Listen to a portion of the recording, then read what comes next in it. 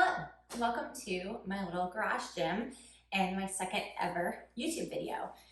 Super excited today to take you through probably, if I had to pick like one strength training workout to do for the rest of my time as a runner, this one would be it. So I'm going to take you through the exercises, talk you through some of the form, how I do them, and kind of how you could superset them if you'd like to follow along and do this workout on your own. So let me know if you have questions in the comments. As always with workouts, this is not meant to be the perfect workout for you necessarily. So if you have questions, pre-existing injuries, conditions, definitely check with your healthcare providers or your trainer, or reach out to me to work with me individually. And I'd be happy to help you make sure that you're doing workouts that perfectly suit your goals and your needs. But this one is just one of my favorites.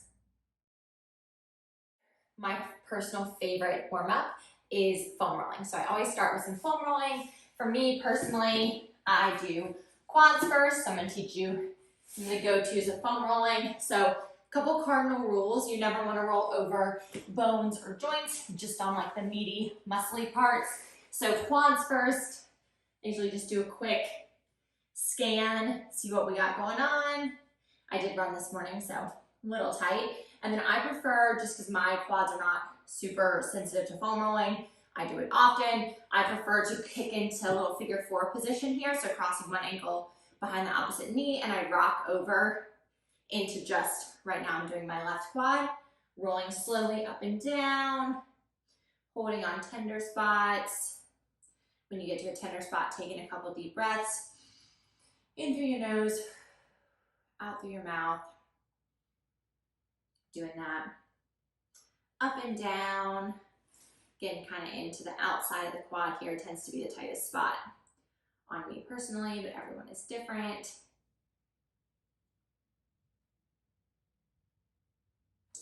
And then I do the same thing on the other side. So crossing it over, quick little scan here. Again, the tops of my quads tend to be tighter these days, so I'll just get right on up in here. Next must do for me is the calves. My calves tend to stay pretty tight. So popping on here, I like to cross one leg over the other. Again, just I foam roll often, like every day. So my calves tend to need that extra pressure, but you could always just go both feet or both legs like this to get a little bit less pressure. Again, you want to kind of do a scan and then go up and down slowly, holding on tender spots, relaxing your toes, taking some deep breaths, and rolling up. You can roll kind of over to one side and the other here, all the way down to right above your ankle, but not onto that Achilles. Whew. And then you can do the same thing on the other side.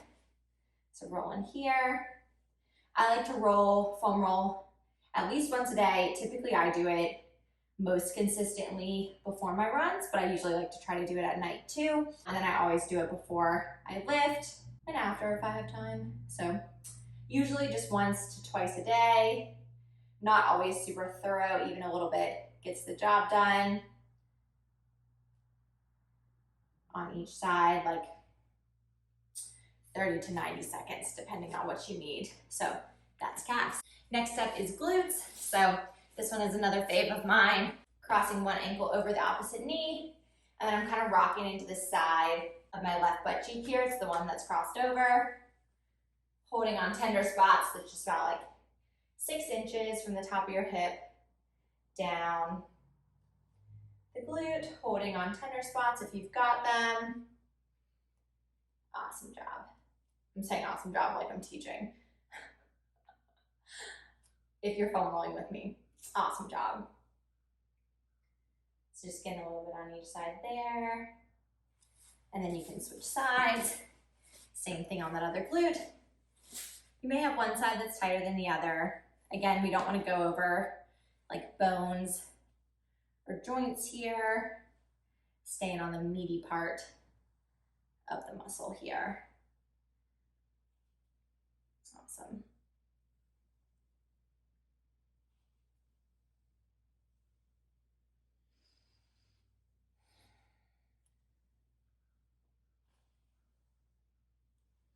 and that's glutes. All right. So next I go into what's called activation. So we're gonna do 4 activation exercises today. Typically I recommend doing them 1 to 2 times through for about 30 to 45 seconds on each side, or about 12-ish reps of each one, depending on your goals and your needs. I'm gonna go through them just 1 time through, about 12 reps on each side or each exercise, except for a couple special ones that I'll show you. So activation is super important for turning on, for simplicity's sake, some of the muscles we really want to be using during our strength training workout that we're about to do, making sure those muscles are ready to work. These are also just really great exercises to do kind of around runs to activate muscles before you head out for a run. The first exercise we're going to do is called a dead bug. There's a few different modifications for it. I'll show you the full version and then some modifications. So we come into what I call a tabletop position. Our low back is flush with the mat, so it's not pressing in, it's not arched away, it's flush. Hips and knees are bent at 90 degrees here. You take your opposite arm to the opposite knee, extend long, exhale, bring it in, keeping your low back glued to the floor here. Exhale as you come in, going a little higher for lower intensity, lower for more of a challenge. Activating that lower core here, and then you can switch to the other side. Same thing on the other side. Again, keeping that low back flush with the floor.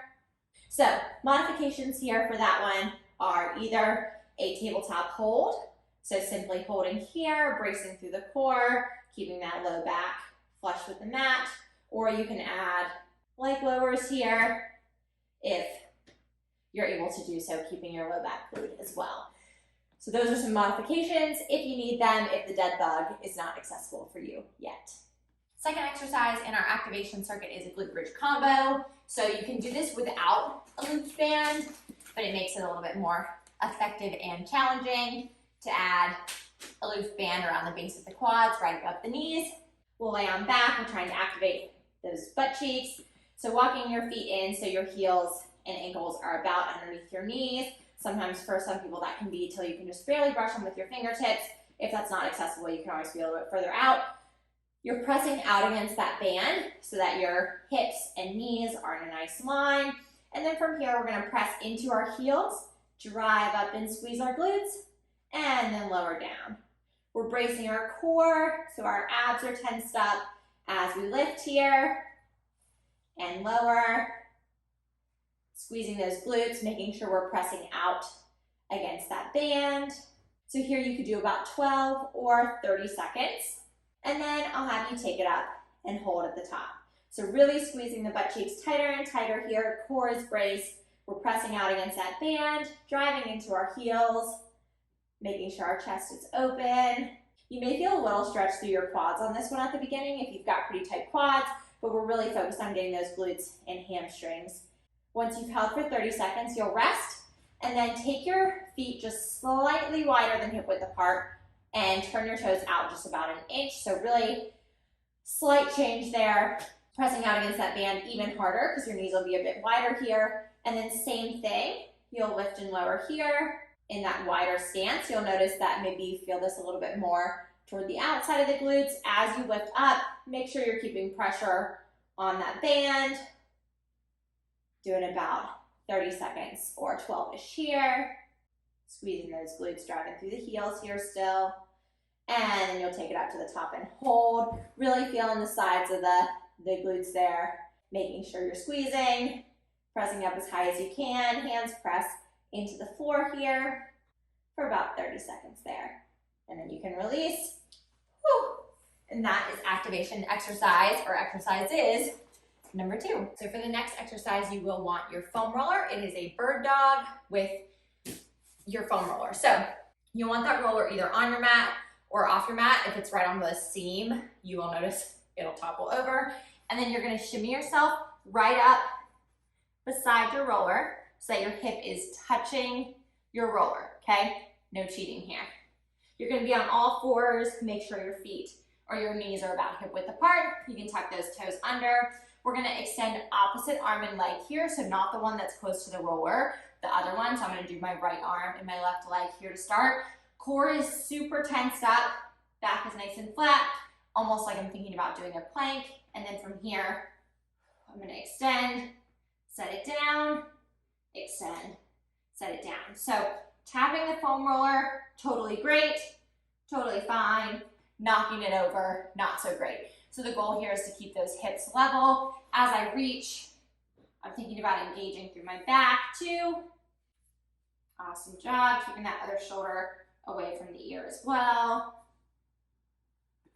Whew.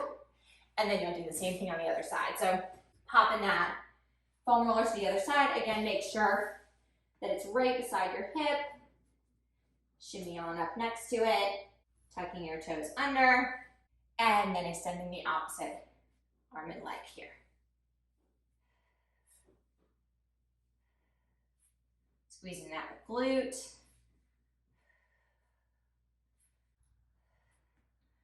Whew. And that is our job with the foam roller. All right, the last activation exercise is what I call ankle reach across. So you're balancing on one leg here, like so. Knee is not locked out or anything. Core is really engaged here. You're taking your opposite hand and reaching across for the opposite ankle, and then driving up and squeezing this glute here. So you're driving through that heel, reaching up. If you can't get all the way down to the ankle without losing balance, you can reach across the knee, just don't pull on it, or across the shin there. So again, attempting to reach across our ankle here, warming up through the foot, the ankle, the lower leg, the glutes, and the core here. Again, doing about 30 to 45 seconds or 12 on each side here. Warming up hammies a little bit here too. You can always hold on to something or have something nearby if you need to hold on, or just simply tap that other toe down if you lose balance. And then switching sides, you probably will notice one side for you, oops, is stronger than the other. I've been recovering from a little left hamstring situation here, so my left side tends to be a little bit less stable. Nice job. Again, I don't know if you're actually doing this workout with me or not. If you are, nice job. The trainer in me coming out here, virtual trainer. And just tapping that other foot down if you need to. Squeezing this glute at the top. These should be slow and controlled. And that's activation. So again, you can go through it 1 to 2 times through. Typically, if someone is newer to strength training, I recommend going through activation 2 times through, so spending a little bit more time on foam rolling and activation. And as you get to be more advanced, you can always shift to doing 1 time through. You may notice that your things are on and popping, but if that's not the case for you yet, I always recommend doing activation 2 times through. So let's get into the lifts.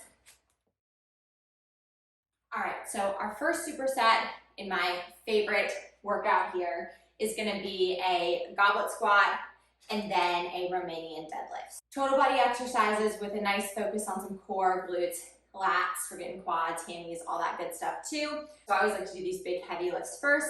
I typically do about 3 sets of 8 to 10 reps, going for a weight where that 8th, 9th, and 10th rep are pretty sticky, but you can still do them with good form. Meaning it's like really challenging to get through the rep, but you are able to do so with good form.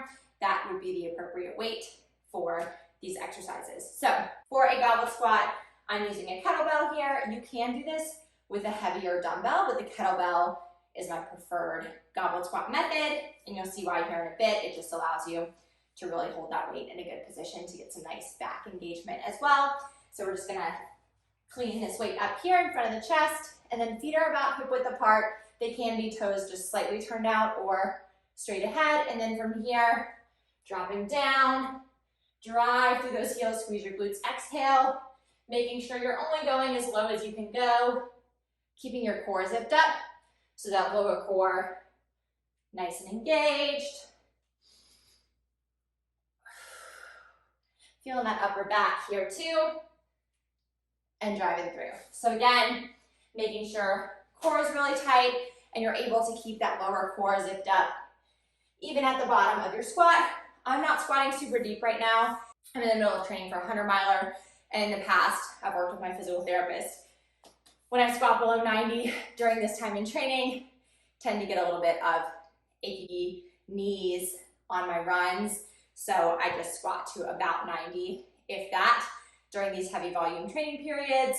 Again, that's not right or wrong or good or bad. It's just kind of what we've discovered my body needs for heavier squats is to go just to 90 and no deeper. So that's the goblet squat. Again, I would do about 8 to 10 reps before heading into my superset with Romanian deadlifts. Romanian deadlifts, I'm gonna demo them with the kettlebell today, but you can do them with a barbell, 2 dumbbells, lots of good options. I'm partial to kettlebells, so I'm gonna do it with this one. Typically, I would do it a little bit heavier than the kettlebell that I have on hand today, but for demo purposes, this will be good. So you'll squat on down, use your core, lift that weight. Make sure that upper back is engaged, core is tight, feet are about hip width apart and toes point straight ahead. From here, we're thinking about pushing our hips back to the wall behind us. Knees will bend slightly. Just going as low as you can go while keeping that core engaged, so make sure you're not arching through your low back, driving into those heels, squeeze your glutes, and stand up like you're trying to shoot yourself through the ceiling. So again, hinging back, so this is all about hips going back, drive up and squeeze, hips go back, drive up and squeeze, our upper back, mid back, lats are engaged. Again, our core is tight, so at the bottom of your position here, you can always check in on that core a little bit before you continue. And when we drive through, we don't want to like press our hips forward like this. We want to think about growing really tall, pulling everything up as far as our core goes, and our arms are just kind of along for the ride, so there's no shoulder shrugging happening as we do our deadlift. So again, we hinge the hips back, core is tight, drive up through the heels, squeeze the glutes. So it's all about that hip hinge movement in the RDL. All right, second superset, I would also do 3 sets of 8 to 10 reps on each side here, starting with a reverse lunge to knee balance. I'm gonna demo it without weight today, but you can hold dumbbells in each hand to make this more challenging, really especially on the glutes. So you'll plant one foot in the front, take a reverse lunge back, not slamming that back knee in. Make sure weight is really in this front heel. We're tensing up this glute. We're gonna drive through, and as we drive and squeeze this glute, this leg is gonna come up to a 90-degree position here. Core is tight, and then we'll step back again, drive through, step back, drive through. So really focusing on bringing this hip up and through, squeezing that glute, focusing on that right glute here, obviously, adductors, abductors, quads, hammies, they're all on and popping here, but we're focusing on really squeezing and driving through with that hip. Great for our running form. And then you would do the same thing on the other side, so step it back, drive through, stepping back, tap that foot down if you need to for balance. You may have one side that is not quite as smooth as the other, and make sure, I just did it on that one, that you don't step back too far. We don't want to step back like super far and arch our back. We want to make sure we're stepping back, dropping our hips straight down, driving up and through. Again, to make this harder, you could hold weight on each side, just hanging down beside you like 2 dumbbells or 2 kettlebells. Probably my favorite exercise of all time that I'm going to superset with my reverse lunge to knee is a single leg deadlift. So I've been doing a ton of these as I get my hamstring back up and running on the left side, but this is one of my favorites. I'm doing it pretty heavy, but can always start this light or body weight at first and then go up from there. So taking a dumbbell in each hand, planting one foot here, core is rock solid. I'm doing that Romanian deadlift, so the one we just did with 2 legs, with 1, so my right leg is gonna do that same. Hinge back, my left leg kind of comes up a little bit, then I'm gonna drive through my heel and squeeze my glutes. You can tap that other toe down or balance. Again, dipping down slow here, loading that right hamstring, then drive up, Tipping down slow, knee is slightly bent, and then drive up. And I'm not rounding my spine as I go down. My core is tight. My left hip is pointed down to the floor. My toe is pointed down to the floor as I come up. And then you'll do the same thing on the other side. Again, if your sides are different, good thing to notice. Maybe something to work on. Slow here. My left hamstring says, whoa. Like usual, it is not as strong as my right one, so I've been working on it. Core super tight will really help you with balance here, so make sure you're really bracing, kind of like you would in a plank position.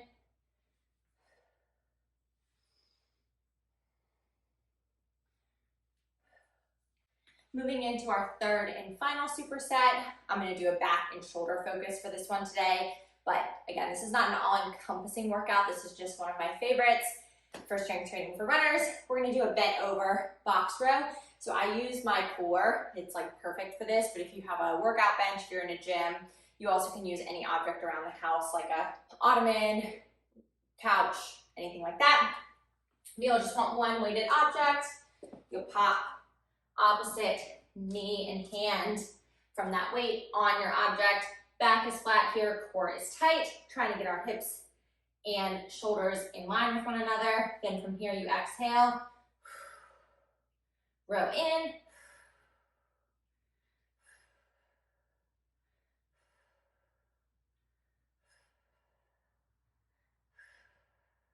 just like so. And then once you've done about 8 to 10, you would carefully switch sides, bring that other arm and leg down, making sure those hips and shoulders are even. Then exhale.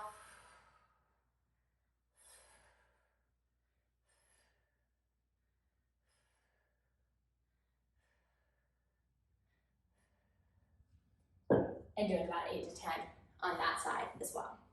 We are going to pair our bent over box row with isometric push-ups. One of my favorite exercises for chest, shoulders, core, and if you can do full-on push-ups, they're a great option here too.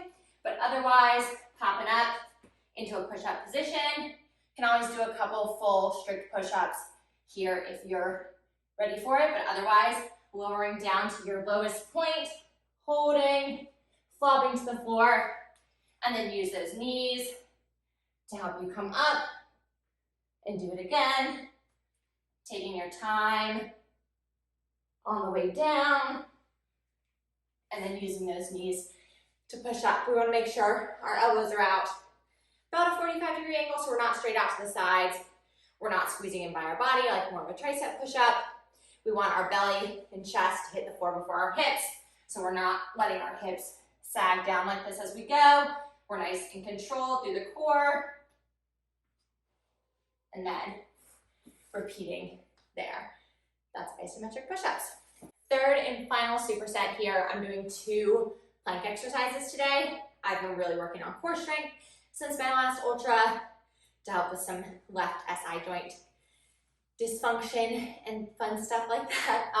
But these are 2 great core exercises no matter what. If these are feeling a little bit too advanced for you, if you want to try this workout on your own, would highly recommend doing a basic plank instead of adding some of these shenanigans that I'm going to add. So I'm going to do a walking plank first. So starting in a nice strong plank position, my feet are a little wider. I'm going to try to keep my hips level as I lower myself down onto my forearms and then press up onto my palms again and then lower down to forearms and then press up to palms and then down. You'll never guess what I'm going to do next.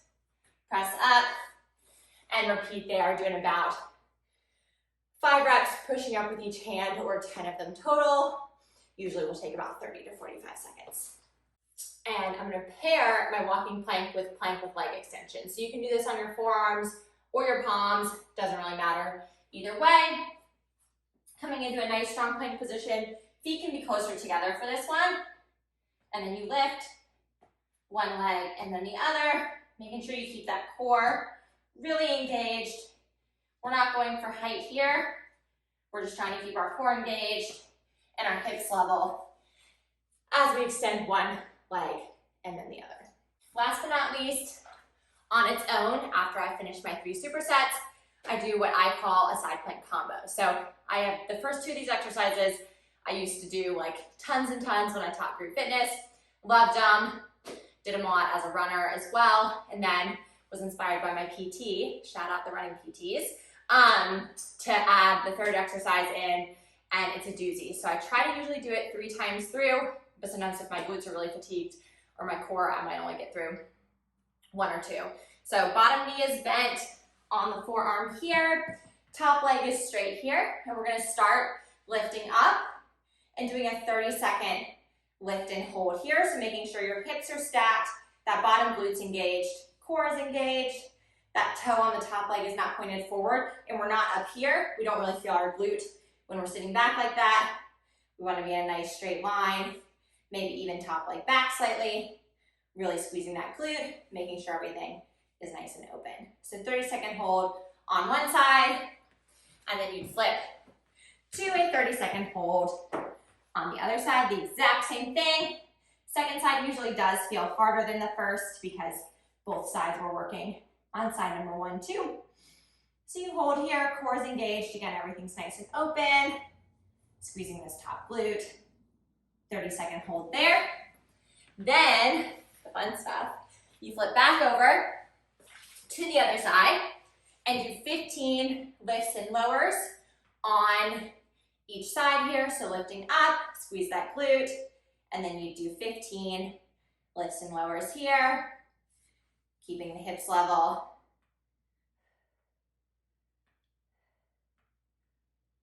10, 11, I'm going a little fast, ready to be done.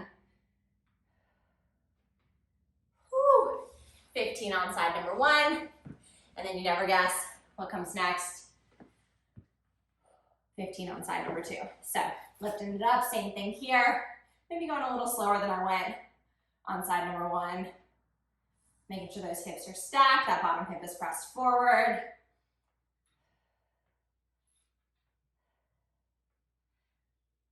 Ten, 11, 12, 13, 14, 15. Whew.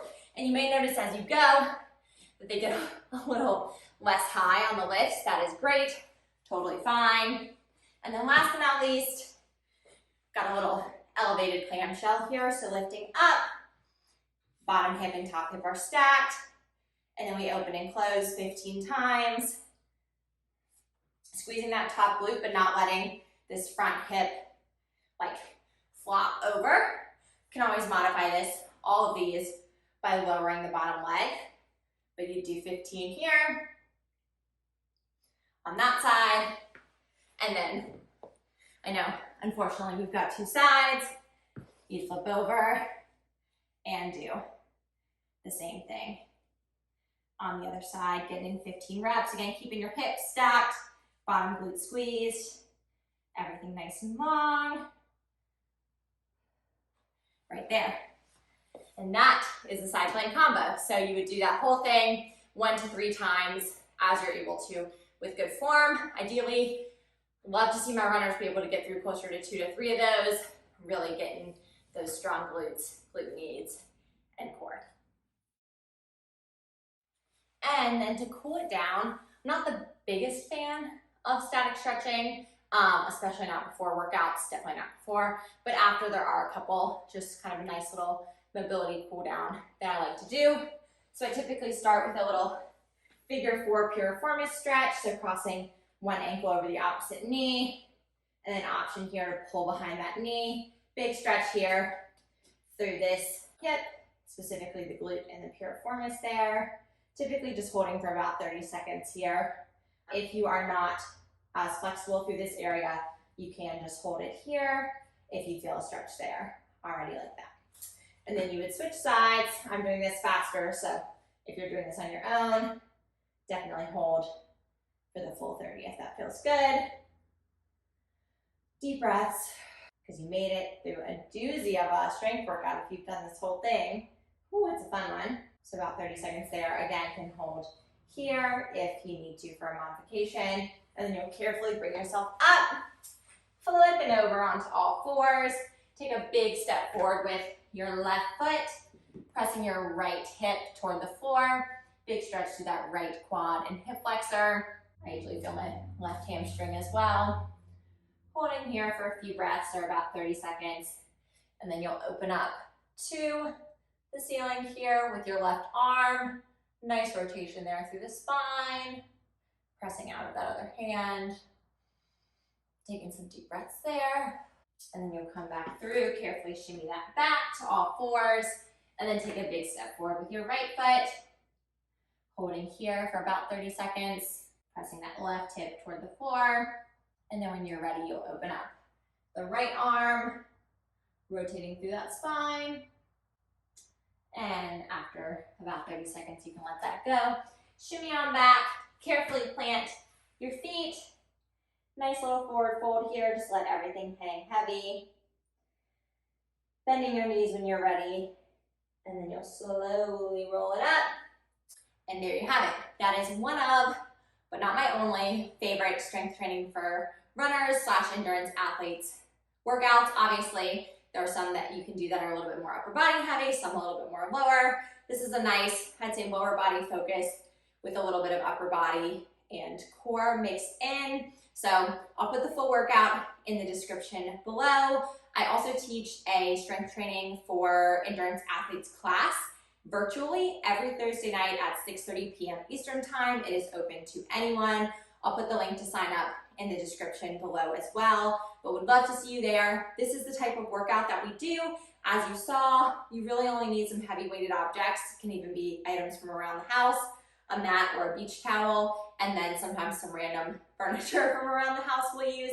So would love to see you there, and let me know if you give this one a try. Happy training.